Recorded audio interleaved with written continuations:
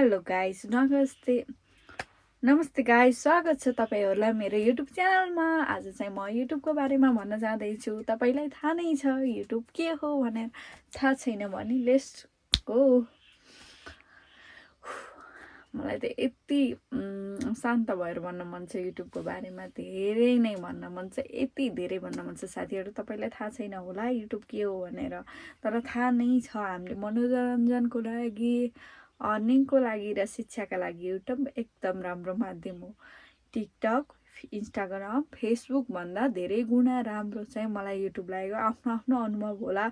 सबैजनाले अर्निङ चाहिँ गर्नु भइसकेको छ। कोही टिकटकबाट करोडपति भइसक्नु भयो, कोही फेसबुकबाट भइसक्नु भयो, कोही अरू माध्यमहरूबाट चाहिँ हुनुभएको छ। हामी जस्तै केही नजान्ने या हामी जस्तो केही गर्न नसक्नेका लागि चाहिँ युट्युब एकदम राम्रो प्लेटफर्म हो। आफ्नो भिडियो, निजी जिन्दगीको भिडियो देखाएर हामीले राम्रो आम्दानी गर्न सक्छौँ। जुन चाहिँ त्यतिकै आम्दानी गर्नका लागि हाम्रो सोसल मिडिया यस्तो राम्रो प्लेटफर्म हो कि हाम्रो भिडियोहरू, हामीले खिचेको भिडियोको माध्यमबाट हामीले धेरै नै अर्निङ गर्न सक्छौँ। तपाईले पनि अहिलेसम्म युट्युब अकाउन्ट बनाउनु भएको छैन भने बनाइहाल्नुहोस्। किनभने युट्युब अकाउन्ट बनाइसकेपछि हजुरले कन्सिस्टेन्सी भिडियोहरू राख्दै जानुपर्ने छ। युट्युब अकाउन्ट बनाउँदा चाहिँ तपाईले कहिले पनि नयाँ जिमेल, नयाँ सिम, नयाँ फोनबाट बनाउनु भयो भने हजुरको अकाउन्ट चाहिँ धेरै छिटो ग्रो गर्दो रहेछ। मलाई चाहिँ थाहा थिएन। मेरो 4 वर्षको अनुभव म हजुरलाई सुनाउन जाँदैछु। Let's go. किनभने मेरो 4 वर्षको अन्तरालमा मैले धेरै माध्यमबाट अर्निङ गर्ने उपाय सोचेँ, तर मलाई टिकटक नै बनाएँ। मलाई टिकटकबाट भ्युजको आधारमा नेपालबाट मोनेटाइजेसन दिने थिएन कि पहिला चाहिँ, अनि अहिले पनि छैन छन त। त्यही पनि हाम्रो भ्युजको आधारमा धेरै भ्युज नजाने हामी सामान्य मान्छे कि हामी स्टार नै हुनु पर्थ्यो, अलि ट्यालेन्टेड नै हुनु पर्थ्यो। तर टिकटकबाट हाम्रो त्यति विधि मेरो भ्युज चाहिँ गएन। अनि मैले सोचेँ फेरि फेसबुकबाट हुन्छ कि भन्ने भयो। फेसबुकबाट पनि मेरो त्यति अर्निङ भएन। मैले हाल्न चाहिँ हालेँ, तर त्यति विधि अर्निङ हुने जस्तो माध्यम देखिनँ। तर त्यसको फाइदा चाहिँ मलाई धेरै कुरामा युट्युबले दियो। मैले सुरुमा मसँग फोन थिएन, मम्मीको फोनबाट युट्युब च्यानल क्रिएट गरेर हालेँ। त्यसपछि मलाई त्यति विधि मोनेटाइजेसन भएन। अनि महिनामा 5-6 वटा मात्र भिडियो राख्ने आधारमा गर्दा पनि मेरो सामान्य भिडियोहरू पनि भएन। त्यसपछि फेरि फोन हरायो, बिग्रियो। अनि त्यसपछि अर्को फोन फेरि युज गरेँ। त्यो गर्दा पनि मेरो अकाउन्ट त्यत्तिकै नै डिसेबल भयो। 2-3 वर्ष मेरो त्यसै लस भयो। एउटा अकाउन्ट खोल्यो अनि चलायो, हुँदैन मोनेटाइजेसन। किन हुँदैन भन्ने लाग्थ्यो। म आफ्नै कन्टेन्टको क्रिएसन अलि पुगेको रहेनछ, जसले गर्दा मेरो अकाउन्ट चाहिँ यत्तिकै नै बिग्रिन गयो। अनि मैले धेरैचोटि प्रयास गर्दै पनि मसँग अर्निङ गर्ने, अनि मेरो डिस्टर्ब पनि भएकै बिचमा मलाई चाहिँ धेरै डिस्टर्ब भयो युट्युबबारे। मैले अर्निङ गर्न चाहँदै पनि मेरो युट्युब च्यानलमा चाहिँ भ्युज आए पनि मोनेटाइजेसन भएन। अनि मैले एकछिन छोडेँ, भयो अब युट्युबबाट अर्निङ नहुने रहेछ भनेर मैले एकछिन छोडेको हो कि युट्युब चाहिँ। मलाई एकदम टेन्सन परेको थियो ताका। अनि त्यति बेला मैले युट्युबलाई बिट मारेँ। तर फेरि मैले होइन, युट्युब त एकदम राम्रो प्लेटफर्म जसबाट मैले धेरै आम्दानी गर्न सक्छु भनेर मैले चाहिँ फेरि एउटा च्यानल क्रिएट गरेँ। त्यसमा चाहिँ मेरो 10K सब्सक्राइब र $60 भनेको छ।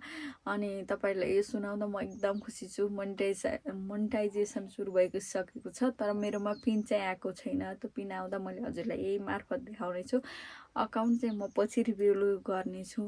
मलाई यति खुसी लाग्यो युट्युबले यस्तरी पनि दिनु रहेछ भन्ने थाहा भयो। तर हाम्रो 4000 वाच टाइम र 10K 1000 सब्सक्राइब र 10 मिलियन भ्युजको आधारमा चाहिँ हामीलाई पैसा नदिने रहेछ। त्यो त एउटा मोनेटाइजेसनको क्रेड एरिया मात्र रहेछ। किनभने मोनेटाइजेसन भइसक्नका लागि हामी त्यसपछि आउने भ्युज र त्यसपछि हुने एड्सको आधारमा हामीलाई युट्युबले पैसा दिने रहेछ। त्योभन्दा अगाडि आउने भ्युज, एड्सहरू केहीबाट पनि हामीलाई अर्निङ हुने रहेनछ कि। त्यति कुरा हामीलाई थाहा थिएन, मलाई थाहा थिएन। अनि अर्को कुरा पनि भन्न जाँदैछु के भने हामीले कतिजनाको भिडियोहरू कपी पेस्ट गरेर हालेको हुन्छौँ, या कसैको अरूको टिकटकमा उहाँहरूले टिकटक चलाउनुहुन्छ, युट्युब चलाउनु तर उहाँको भिडियो हामीले युट्युबमा हाल्यौँ भने पनि गाइडलाइन्स विरुद्ध हुँदो रहेछ। किनभने उहाँहरूले त केही भन्नुहुन्न, तर अरू कसैले रिपोर्ट गरिदिनु भयो भने हाम्रो चाहिँ त्यहाँबाट पनि अर्निङ हुँदैन, च्यानल पनि डिमोनिटाइज हुन्छ। तपाईँले आफ्नो च्यानल क्रेडिट गर्न चाहनुहुन्छ भने आफ्नै क्षमताको क्रेडिट गर्नुहोस्।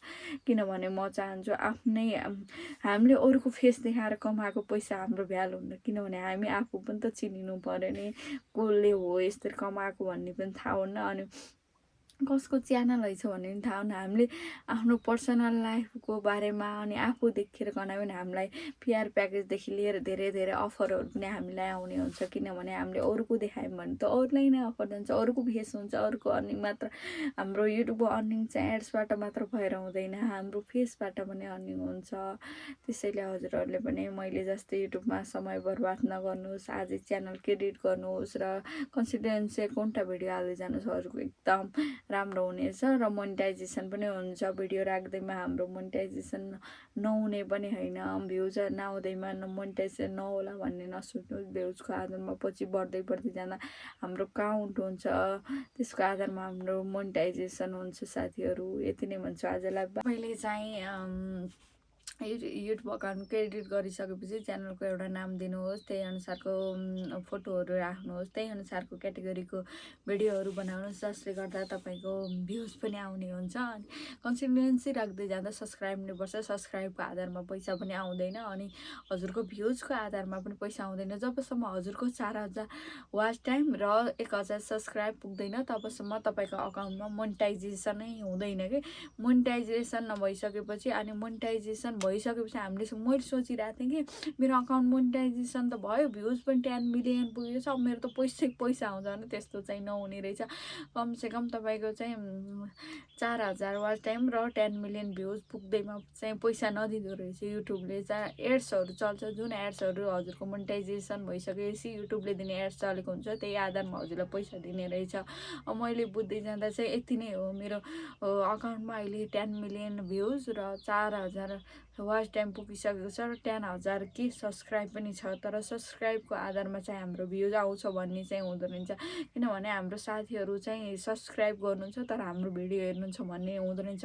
कहाँबाट सब्सक्राइब चाहिँ हुन्छ, जसले पनि सब्सक्राइब चाहिँ गर्नुहुन्छ, तर भ्युज भनेको चाहिँ आउनै मुस्किल हुँदो रहेछ क्या। अनि आफ्नो कन्टेन्ट अनुसार भ्युज आयो भने हजुरलाई पैसा दिने भनेको भ्युजको आधारमा, एड्सको आधारमा रहेछ। 10 मिलियन पछि भ्युजको आधारमा पैसा दिन्छ भन्ने त रहेछ। अब के गर्छ, अहिलेसम्म मेरो अर्निङमा एड्सको आधारमा नै अर्निङ भइसकेको छ। मेरो जब हजुरलाई मेरो मोनिटाइजेसन भइसकेको छ तर पिन आएको छैन। जब पिन आउँछ हजुरलाई यही भिडियो मार्फत राख्ने नै छु।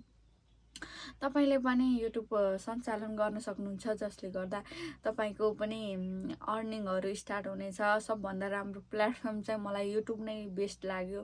हुन अरू पनि राम्रो छ, तर युट्युब जस्तो अरू लागेन। तपाईँलाई कुनै पनि युट्युबको बारेमा जान्न सिक्न मन छ भने मलाई भन्नुहोला, म फेरि अर्को च्यानल अर्को भिडियो बनाउने नै छु।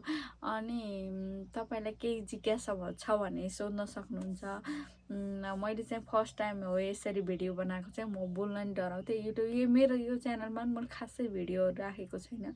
अनि फेरि अर्को कुरा भन्न जाँदैछु, कहिले पनि हामीले अर्कोको भिडियो राख्नु नहुने रहेछ। किनभने प्राइभेसीको सिस्टमले गर्दा हामीले अर्काको भिडियो राखेको आधारमा हामीलाई चाहिँ रिपोर्ट गरेर च्यानल पनि डिमोनिटाइज गरेर हाम्रो मोनिटाइजेसन नहुँदो रहेछ। मलाई यो कुरा थाहा थिएन, कपी पेस्ट त गर्नुहुन्न भन्ने थाहा थियो। जस्तै अर्को मान्छेले भिडियो टिकटक चलाएको छ तर युट्युबमा राखेको छैन, हामीले उसको टिकटकले अकाउन्टबाट निकालेर युट्युबमा राखियो भने भिडियो हामीलाई नोक्सान हुने रहेछ। उनीहरूले हामीलाई गाइडलाइन्स विरुद्ध भयो भनेर हामीलाई मुद्दा हाल्ने रहेछ साथीहरू। त्यही भएर कसैको पनि भिडियोहरू कपी पेस्ट नगरौँ। आफ्नो जे छ त्यही, जे आफूलाई इच्छा लाग्छ, जे आफूलाई आउँछ त्यो माध्यमको भिडियोहरू राखौँ, एकले अर्कोलाई सपोर्ट गरौँ। अनि मोनिटाइजेसन। हाई, नमस्ते।